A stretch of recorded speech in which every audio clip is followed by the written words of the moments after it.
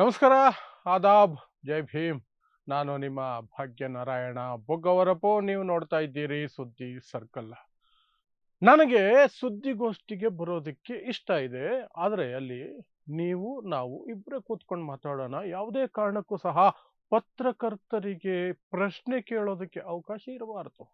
ಇಂಥದ್ದೊಂದು mind set ಅನ್ನ ನರೇಂದ್ರ ಮೋದಿ ಅವರು ಇಟ್ಕೊಂಡಿರೋದು ನಿಮ್ಗೆಲ್ರಿಗೂ ಗೊತ್ತೇ ಇದೆ. ಆದರೆ ಅದನ್ನ ಬೇರೆ ದೇಶಗಳಿಗೆ ಹೋದಾಗ ಬೇರೆ ದೇಶದ ರಾಷ್ಟ್ರಪತಿಗಳು ಪ್ರಧಾನಮಂತ್ರಿಗಳ ಮುಂದೆಯೂ ಸಹ ಬೇಡಿಕೆಯ ರೂಪದಲ್ಲಿ ಇಡ್ತಾರೆ. ಆ ಮೂಲಕ ತಮ್ಮ ಹೇಳಿತನವನ್ನ ಪ್ರದರ್ಶನ ಮಾಡ್ತಾರೆ ಅಂತ ನೀವು ಅನ್ಕೊಳ್ದೆ ಇರಬಹುದು. ಆದರೆ ನರೇಂದ್ರ ಮೋದಿ ಅವರು ಅದನ್ನ ಸಾಧಿಸಿ ತೋರಿಸಿದ್ದಾರೆ. ಫ್ರಾನ್ಸ್ನಲ್ಲಿ ಜೂನ್ ತಿಂಗಳಲ್ಲಿ G7 ಸಮಿಟ್ ನಡೆದಿತ್ತಲ್ಲ, ಆ ಸಂದರ್ಭದಲ್ಲಿ ನರೇಂದ್ರ ಮೋದಿ ಅವರ ತಂಡದ ಕಡೆಯಿಂದ ಅಮೆರಿಕ ಅಧ್ಯಕ್ಷರ ತಂಡಕ್ಕೆ ಒಂದು ಮನವಿ ಹೋಗಿತ್ತಂತೆ. ಸುದ್ದಿಗೋಷ್ಠಿಗೆ ಕೂತ್ಕೊಳ್ತಾರೆ ಸರಿ, ಅವರವರೇ ಮಾತಾಡಬೇಕು. ಅದಾದ ನಂತರ ಕ್ಲೋಸ್. ಪತ್ರಕರ್ತರಿಗೆ ಕೇಳೋದಕ್ಕೆ ಅವಕಾಶ ಇರಬಾರ್ದು, ಪ್ರಶ್ನೆ ಕೇಳೋದಕ್ಕೆ ಅವಕಾಶ ಇರಬಾರ್ದು. ನಮ್ಮ ಮೋದಿ ಸಾಹೇಬರು ಟೆನ್ಷನ್ ಆಗಿ ಹೋಗ್ತಾರೆ, ದಯವಿಟ್ಟು ಬೇಡ ಅನ್ನುವಂತಹ ಮನವಿಯನ್ನ ಅಮೆರಿಕದ ಅಧ್ಯಕ್ಷ ಟ್ರಂಪ್ ತಂಡಕ್ಕೆ ಭಾರತದ ಪ್ರಧಾನಿಗಳ ತಂಡ ಮನವಿ ಮಾಡ್ಕೊಂಡಿತ್ತಂತೆ. ಹಾಗಂತ ಯಾವುದೋ ಸುದ್ದಿ ಸಂಸ್ಥೆ, ಪತ್ರಿಕೆ ಇನ್ನಾರೋ ಹೇಳ್ತಾ ಇಲ್ಲ, ಸ್ವತಃ ಅಮೆರಿಕದ ರಾಯಭಾರಿ ಅವರೇ ಹೇಳ್ಕೊಂಡಿದ್ದಾರೆ. ಸೊ ಯಾರದು ರಾಯಭಾರಿ, ಏನ್ ನಡೀತು? ಜೂನ್ ತಿಂಗಳಲ್ಲಿ G7 ಸಮ್ಮಿಟ್ಗೆ ಹೋದ ಸಂದರ್ಭದಲ್ಲಿ ಮೋದಿ ತೋರಿಸಿದ ಹೇಳಿತನ, ಆ ನಂತರ ಡೊನಾಲ್ಡ್ ಟ್ರಂಪ್ ಚೇಷ್ಟೆ ಹೇಗಿತ್ತು, ಅದರಿಂದ ನರೇಂದ್ರ ಮೋದಿ ಹೇಗೆ 45 ನಿಮಿಷಗಳ ಪ್ರೆಸ್ ಕಾನ್ಫರೆನ್ಸ್ ನಲ್ಲಿ ಸಿಕ್ಕಾಕೊಳ್ಳಬೇಕಾಯಿತು. ಆದರೆ ಒಂದೂ ಪ್ರಶ್ನೆಗಳಿಗೆ ಉತ್ತರ ಕೊಡದೆ ಸುಮ್ಮನೆ ಕೂತಿದ್ರು. ಸೊ ಅದನ್ನು ವಿವರಿಸುವಂತಹ ಪ್ರಯತ್ನವನ್ನು ಮಾಡ್ತೀನಿ. ಭಾರತಕ್ಕೆ ಅಮೆರಿಕದ ರಾಯಭಾರಿ ಸರ್ಜಿಯೋ ಗೋರ್ ಅವರು ಒಂದು ವಿಚಾರವನ್ನ ಹೊರಗಿಟ್ಟಿದ್ದಾರೆ. ಏನಂದ್ರೆ ಜೂನ್ 17ನೇ ತಾರೀಕು ಫ್ರಾನ್ಸ್ ಅಲ್ಲಿ ಜಿ ಸೆವೆನ್ ದೇಶಗಳ ಸಮ್ಮಿಟ್ನ ಭಾಗವಾಗಿ ನರೇಂದ್ರ ಮೋದಿ ಮತ್ತು ಡೊನಾಲ್ಡ್ ಟ್ರಂಪ್ ನಡುವೆ ಒಂದು ಭೇಟಿಯಾಗಿತ್ತಲ್ಲ, ಆನ್ ಕ್ಯಾಮರಾ ಭೇಟಿಯಾಗಿತ್ತಲ್ಲ. ಆ ಸಂದರ್ಭದಲ್ಲಿ ನರೇಂದ್ರ ಮೋದಿ ಅವರಿಗೆ ಇರುವಂತಹ ಅತ್ಯಂತ ದೊಡ್ಡ ಭಯ ಪ್ರಶ್ನೆ. ಭಯನೂ ಹೌದು, ಕೋಪನೂ ಹೌದು. ಈ ದೇಶದಲ್ಲಾದ್ರೆ ಪ್ರಶ್ನೆ ಕೇಳಿದ್ರೆ ಕೋಪ, ಲಾಠಿ ಬೀಸ್ತಾರೆ, ಕೇಸ್ ಹಾಕ್ತಾರೆ, ಇಡಿ ಬರುತ್ತೆ, IT ಬರುತ್ತೆ, CBI ಬರುತ್ತೆ, ಎಲ್ಲ ಬರುತ್ತೆ. ಅದು ನೀವು ಯಾರು ಅನ್ನೋದ್ರ ಮೇಲೆ ಅವಲಂಬಿತವಾಗಿರುತ್ತೆ. ನೀವು ವಿರೋಧ ಪಕ್ಷದ ನಾಯಕರಾಗಿ ಪ್ರಶ್ನೆ ಕೇಳಿದ್ರೆ ನಿಮ್ಮನೆಗೆ ಇಡಿ, IT, CBI ಎಲ್ಲ ಬರುತ್ತೆ. ನೀವು ಪತ್ರಕರ್ತರಾಗಿ ಪ್ರಶ್ನೆ ಕೇಳಿದ್ರೆ ನಿಮಗೆ ಬೇರೆ ರೀತಿ ಟಾರ್ಚರ್ಗಳು ಬರ್ತವೆ.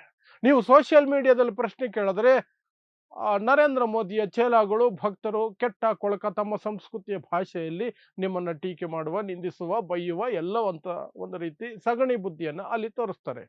ಸೊ ವಿದೇಶಕ್ಕೆ ಹೋದರೆ ಅಲ್ಲಿ ಹೇಡಿತನ, ಆ ಹೇಡಿತನವನ್ನ ತಮ್ಮ ಜೊತೆಯಲ್ಲಿ ಇಟ್ಕೊಂಡು ಹೋಗ್ತಾರೆ ನರೇಂದ್ರ ಮೋದಿ ಅವರು. ಯಾರು ಪ್ರಶ್ನೆ ಕೇಳಬಾರದು.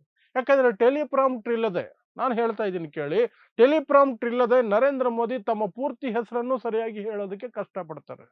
ಪ್ರತಿಯೊಂದಕ್ಕೂ ಟೆಲಿಪ್ರಾಂಪ್ಟರ್. ಅದು ಯಾವ ಭಾಷಣ ಆಗಿರಲಿ, ಯಾವ ಉತ್ತರ ಆಗಿರಲಿ, ಎಲ್ಲದಕ್ಕೂ ಸಿದ್ಧವಾಗಿ ಟೆಲಿಪ್ರಾಂಪ್ಟರ್ ಮುಂದೆ ಕಣ್ಣು ಮುಂದೆ ಏನು ಬರುತ್ತೋ ಅದನ್ನೇ ಮಾತಾಡೋದು. ಆ ಟೆಲಿಪ್ರಾಂಪ್ಟರ್ ಕೆಟ್ಟೋದ ತಕ್ಷಣನೇ ಬೆ ಬೆ ಬೆ ಬೆ ಬೆ ಬೆ ಬೆ ಬೆ ಅಂದ್ಬಿಡೋದು. 3ನೇ ಕ್ಲಾಸ್ ಮಕ್ಕಳನ್ನ ರೈಮ್ಸ್ ಹೇಳಿ ಅಂತ ಹೇಳಿದಾಗ ಟೆನ್ಷನ್ ಆಗ್ತಾರಲ್ಲ, ಆ ಲೆವೆಲ್ಗೆ.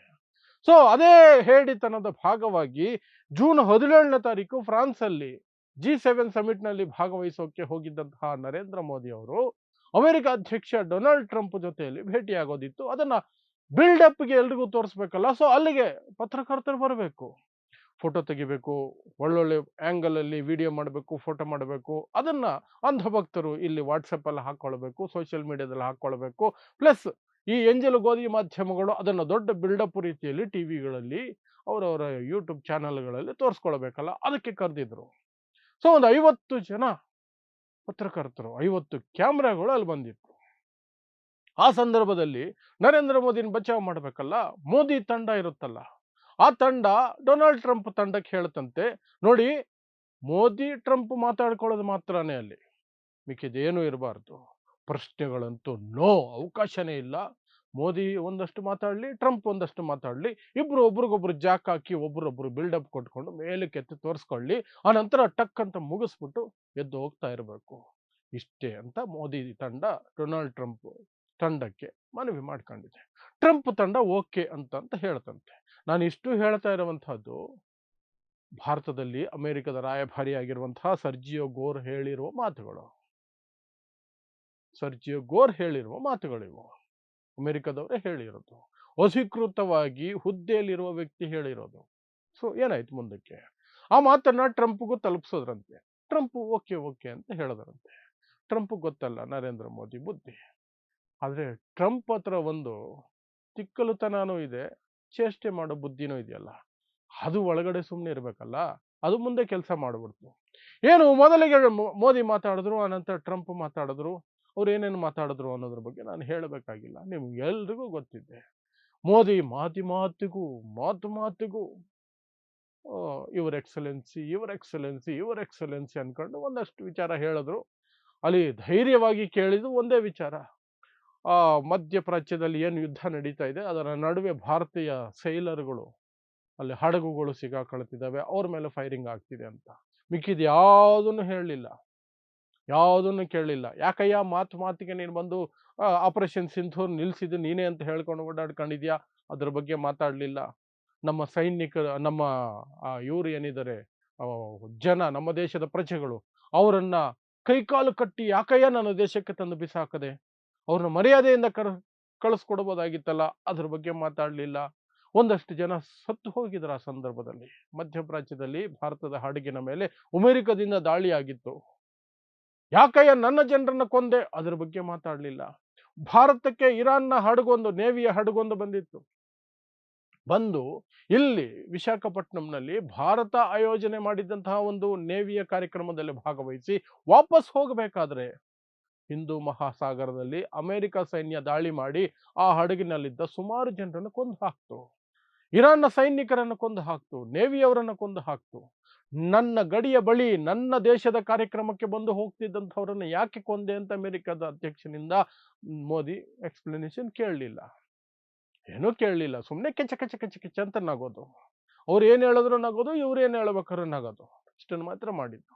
ಟ್ರಂಪ್ ಮಾತಾಡ್ತಾ ಅದೇ ಜಾಕ್ ಹಾಕೋ ಕೆಲಸ, ಬಿಲ್ಡಪ್ ಕೊಡೋ ಕೆಲಸ. ಟ್ರಂಪ್ ಮತ್ತು ನರೇಂದ್ರ ಮೋದಿ ಅಂದ್ರೆ ಫ್ರೆಂಡ್ಶಿಪ್ಪು, ನಂದು ಮೋದಿದು ತುಂಬಾ ದೊಡ್ಡ ಫ್ರೆಂಡ್ಶಿಪ್ಪು, ಎತ್ತರದ ಫ್ರೆಂಡ್ಶಿಪ್ಪು, ಹಾಗೆ ಹೀಗೆ ಅಂತ ಇಂಡೈರೆಕ್ಟ್ ಆಗಿ ಚುಚ್ಚುವಂತಹ ಒಂದು ಕೆಲವು ಮಾತುಗಳನ್ನು ಹೇಳಿದ್ರು. ಏನು, ಟ್ರಂಪ್ ಮೋದಿನ ಕಿಲ್ಲರ್ ಅಂತ ಕರೆದ್ರು.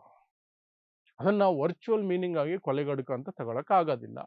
ಅಂದ್ರೆ ಟಫ್ ನೆಗೋಷಿಯೇಟರ್, ತುಂಬಾ ಕಠಿಣವಾದಂತಹ ವ್ಯಕ್ತಿ, ನಿರ್ಧಾರಗಳನ್ನು ತೆಗೆದುಕೊಳ್ಳೋದು, ಆ ರೀತಿಯಲ್ಲಿ ಹೇಳಿದ್ದು, ಮೆಟಫರ್ ಆಗಿ ಬಳಸಿದ್ದು ಅದನ್ನ ಅಂತ ಗೋಧಿ ಮಾಧ್ಯಮಗಳೆಲ್ಲ ಪ್ರಚಾರ ಕೊಟ್ಕೊಂಡು. ಅದಕ್ಕೂ ಸಹ ನರೇಂದ್ರ ಮೋದಿ ನಗುತ್ತಾನೆ ಹಿಹಿಹಿಹಿ ಅಂತ, ಯಾಕಂದ್ರೆ ಅದು ಪೂರ್ತಿ ಅರ್ಥ ಆಗಿರಲ್ಲ,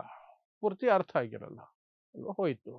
ಅಲ್ಲಿಗೆ ನರೇಂದ್ರ ಮೋದಿ ಎಕ್ಸ್ಪೆಕ್ಟ್ ಮಾಡಿದ್ದೇನು ಅಂದ್ರೆ, ಪ್ರೆಸ್ ಕಾನ್ಫರೆನ್ಸ್ ಮುಗೀತು ಅಂತ. ಆದ್ರೆ ಟ್ರಂಪ್ ಒಳಗಡೆ ಒಂದು ಕುಚೇಷ್ಟೆ ಬುದ್ಧಿ ಇದೆಯಲ್ಲ, ತಲೆಹರಟೆ ಬುದ್ಧಿ ಇದೆಯಲ್ಲ, ಅದು ಕೆಲಸ ಮಾಡಿತು. ಎನಿ ಕ್ವಶನ್ಸ್ ಪ್ಲೀಸ್ ಅಂದ್ಬಿಟ್ರು. 10 ನಿಮಿಷದಲ್ಲಿ ಮುಗಿಬೇಕಾಗಿದ್ದು 45 ನಿಮಿಷದ ಪ್ರೆಸ್ ಕಾನ್ಫರೆನ್ಸ್ ಆಗುತ್ತೆ. ಎಲ್ಲ ಪ್ರಶ್ನೆಗಳಿಗೂ ಟ್ರಂಪೇ ಉತ್ತರ. ನರೇಂದ್ರ ಮೋದಿ ತಲೆ ತಗ್ಸ್ಕೊಂಡು ಸೈಲೆಂಟ್ ಆಗಿ, ನನಗೂ ಇದಕ್ಕೂ ಸಂಬಂಧ ಇಲ್ಲ, ಈ ಪ್ರೆಸ್ ಕಾನ್ಫರೆನ್ಸ್ ಅಂದ್ರೆ ನನಗಾಗಲ್ಲ, ನಾನು ಯಾವತ್ತೂ ಉತ್ತರ ಕೊಡಲ್ಲ, ಯಾಕಂದ್ರೆ ನನಗೆ ಉತ್ತರ ಬರಲ್ಲ, ಆದ್ರೆ ಬಿಲ್ಡಪ್ ಕೊಟ್ಕೊಂಡು ಓಡಾಡ್ಕೊಂಡಿರ್ತೀನಿ ಅನ್ನೋದನ್ನ ಅಲ್ಲಿ ಸಾಬೀತು ಮಾಡಿದ್ರು. ಒಂದು ಪ್ರಶ್ನೆಗೂ ಸಹ ಮೋದಿ ಕಡೆಯಿಂದ ಯಾವ ಇಂಟ್ರಾಕ್ಷನ್ ಬರಲಿಲ್ಲ, ಎಂಥದ್ದು ಬರಲಿಲ್ಲ. ಪತ್ರಕರ್ತರಿಗೂ ಗೊತ್ತಿತ್ತು ಅನ್ಸುತ್ತೆ, ಮೋದಿನ ಕೆಣಕಿ ಯಾರು ಪ್ರಶ್ನೆ ಕೇಳಲೂ ಇಲ್ಲ, ಈ ಮನುಷ್ಯ ಉತ್ತರ ಕೊಡಲ್ಲ, ವೇಸ್ಟು, ಕೊಟ್ರು ಅದರಲ್ಲಿ ಏನು ಅರ್ಥ ಇರಲ್ಲ ಅಂತ ಅನ್ನಿಸ್ತೋ ಏನೋ. ಟ್ರಂಪ್ಗೆ ಪ್ರಶ್ನೆಗಳನ್ನು ಕೇಳಿದ್ರು, ಟ್ರಂಪ್ ಉತ್ತರ ಕೊಟ್ಕೊಂಡು ಹೋದ್ರು. ಟ್ರಂಪ್ಗೆ ಅದು ಖುಷಿ. ಕೆಟ್ಟ ಕೊಳಕ ಭಾಷೆಯಲ್ಲಿ ಟ್ರಂಪ್ನ ಬೈತಾ ಇದ್ರು, ಅದಕ್ಕೂ ಉತ್ತರ ಕೊಡ್ತಾರೆ ಟ್ರಂಪ್, ತಲೆನೇ ಕೆಡ್ಸ್ಕೊಳ್ಳಲ್ಲ. ನೀನ್ ನನ್ನನ್ನು ಬೈತೀಯಾ, ಪರವಾಗಿಲ್ಲ, ಬಾ ಬೈ, ನನ್ನ ಎದುರುಗಡೆ ಬೈ, ನಾನು ಅದಕ್ಕೂ ಉತ್ತರ ಏನಾದ್ರು ಕೊಡ್ತೀನಿ ಅಂತ. ಅದೊಂದು ತಲಹರಟೆ ಬುದ್ಧಿ ಟ್ರಂಪ್ದು. ಸೊ ಹೀಗೆ ನರೇಂದ್ರ ಮೋದಿನ ಟ್ರಂಪ್ ಸಿಕ್ಕಾಕ್ಸಿದ್ರು ಪ್ರೆಸ್ ಕಾನ್ಫರೆನ್ಸ್ ನಡುವೆ.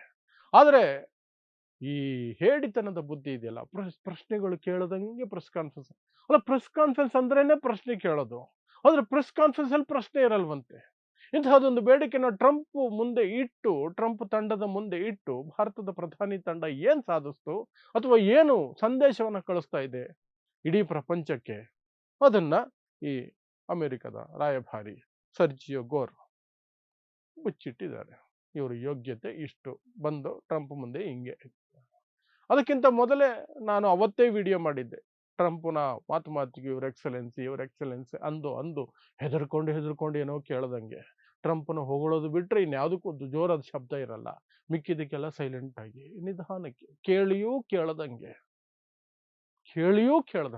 ನರೇಂದ್ರ ಮೋದಿ. ಆದರೆ ಅದು ಎಂಜಲು ಮಾಧ್ಯಮಗಳಿಗೆ ಮಾಸ್ಟರ್ ಸ್ಟ್ರೋಕ್ ಮೋದಿಯ ಸ್ಟ್ರೋಕ್ ಅಷ್ಟೆ. ಸೊ ಇದಿಷ್ಟು ಈಗ ನಡೆದಿರುವಂತಹ ಹೊಸ ಬೆಳವಣಿಗೆ. ಅಮೆರಿಕದ ರಾಯಭಾರಿ ಒಂದು ಬಾಂಬನ್ನು ಹಾಕಿದ್ದಾರೆ. ಮೋದಿ ತಂಡ ಬಂದು ನಮ್ಮ ಹತ್ರ ಬೇಡ್ಕೊಳ್ತು, ಪ್ರಶ್ನೆಗಳು ಬೇಡ ಸುದ್ದಿಗೋಷ್ಠಿಯಲ್ಲಿ ಅಂತ. ಅದು ನಮಗೆ ಗೊತ್ತಿದ್ದಿದೆ ಭಾರತೀಯರಿಗೆ ಆ ವಿಚಾರ. ಆದರೆ ಅಮೆರಿಕದ ಕಡೆಯಿಂದಲೇ ಅಧಿಕೃತವಾದ ವ್ಯಕ್ತಿಯಿಂದಲೇ ಸುದ್ದಿ ಬಂದಾಗ ಅದಕ್ಕೊಂದು ಅಥೆಂಟಿಸಿಟಿ ಸಿಗುತ್ತೆ. ಆ ಅಥೆಂಟಿಸಿಟಿ ಇದು ಸತ್ಯ ಅನ್ನೋದಕ್ಕೆ ಒಂದು ಆಧಾರವಾಗುತ್ತೆ ಅಷ್ಟೇ, ಇನ್ನೇನಿಲ್ಲ. ಸೊ ಇಂತಹದ್ದೇ ವಿಶೇಷ ಸುದ್ದಿಗಳಿಗಾಗಿ ನೋಡ್ತಾ ಇರಿ ಸುದ್ದಿ ಸರ್ಕಲ್. ನಾನು ನಿಮ್ಮ ಭಾಗ್ಯನಾರಾಯಣ ಬೊಗವರಪು.